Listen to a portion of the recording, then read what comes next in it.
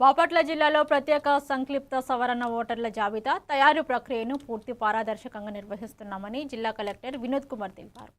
July 21న draft role విడుదల చేసి September 18 వరకు అభ్యంతరాలు స్వీకరిస్తామని, సెప్టెంబర్ 22న తుది జాబితాను సిద్ధం చేస్తామని చెప్పారు. ఓటర్ల మ్యాపింగ్ ప్రక్రియను ఇప్పటికే 65.5% పూర్తయిందని, ఆధార్ మాత్రమే కాకుండా 13 రకాల ధృవీకరణ పత్రాలను అంగీకరిస్తామని వెల్లడించారు. ఇక బిఎల్ఓలు ఇంటింట సర్వేలు నిర్వహించనున్న నేపథ్యంలో ప్రజలు అవసరమైతే పత్రాలు సిద్ధంగా ఉంచాలని సూచించారు. ఇప్పుడు ఫారమ్స్ లేదు కాబట్టి ఫారం 6, 7, 8 నేను చూడట్లేదు.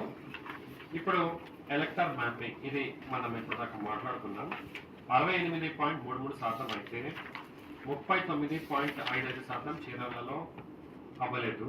నెక్స్ట్ బాపట్ల 34.84, అదే 1004 మ్యాక్సిమం 300 నుంచి 1100 ఓటర్లు అందులో ఉన్నారు. సో అది ఫేర్ అన్న. ఇంకా కొన్ని మాత్రమే చాలా ఎక్కువ ఉన్నాయి.